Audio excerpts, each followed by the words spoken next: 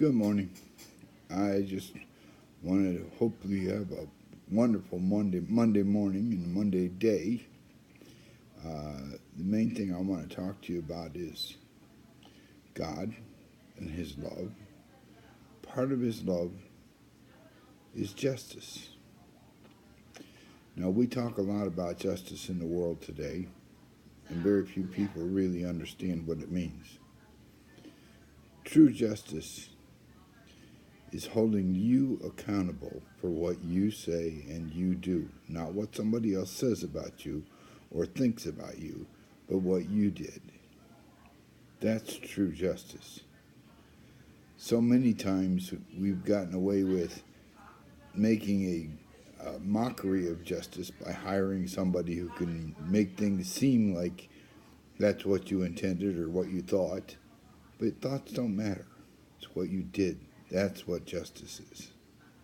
Holding you accountable for what you did. So, the reality of life is, if we are going to have justice, we call justice based on our laws, but it's not based on our laws. It's based on what you did. That is justice. Our laws are what's acceptable in our communities. But that doesn't mean that you haven't violated justice, only that you haven't violated man's law. But man's law and God's law are quite a bit different. God's law works on justice. You will be held accountable for what you do, for what you feel, for what you think, for what you say. That's what you'll be accountable for.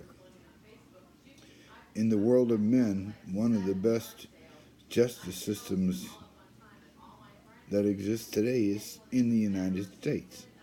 And the reason it's good is because the jury was never supposed to judge you. They were only supposed to judge what you did. The reality of it was it's supposed to be beyond a shadow of a doubt that you did it. If you did it, then you get the punishment for it. That's justice. Not what somebody else said, not what somebody else thinks, but what you did. I take that a step farther and I say, look at this upcoming election that's going on. They are spending tons of money trying to make you believe that they didn't do what they did. But it's real simple. Publish their voting record and you can see what they did. If they publish the voting record and what it did to their constituents, I don't think any of them would stay in office. But that's just the way it's supposed to be, I guess. The reality of it is you have to stand up if you're going to have justice. You have to do things that don't incriminate you, that don't hurt you. That's justice. I mean, we look at things now and we try to hold each other accountable for everything. Take for example, a good spokesperson or a spokesperson for the conservative people of the United States is Sean Hannity. But Sean Hannity doesn't enforce or doesn't ask for boycotting. But you have to understand that money is society's way to approximate your feelings. So if you're dealing with people, you're supporting them with your money, then they assume that they're doing what you feel, what you want. Don't do that. If they're not doing what you truly want, don't give them your money. I don't care who they are. I don't care if it's a political party. I don't care if it's a social organization. It doesn't matter. The money is man's representation of feelings. God gave you feelings. If they can use money to replace feelings, that's their goal, because then they supplant God in your life. Don't do that. Just don't. It's real simple to say no. All you got to do is stand up for it and do it every time. Remember, justice is what you do. It's holding you accountable for what you did and what you said. Hold everybody accountable to that. Hold your elected officials accountable. Get their voting records. See what they vote for. Did they really vote to support you? Did they really try to help you? I don't care what the news says. I don't care what the national pundits say. Get their voting record. Look at it. And then ask yourself, did it help you or did it hurt you?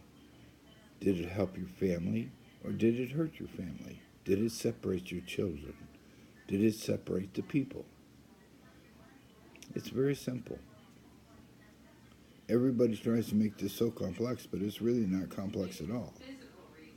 Evil divides, it separates. That's what it does. It exists only so we can have definition. There are things you cannot define, like God, so therefore you can't name him. Therefore, different people are going to have different views of him. That's not wrong. That's just the way God intended. God cannot be put in a bottle. He can't be limited in any way. And when you define him, you limit him. You say he can't do this or he can't do that. He can do anything. The question is, what are you going to do? How are you going to live your life? See, man may not understand justice, but God does. And you will be held accountable for what you've done.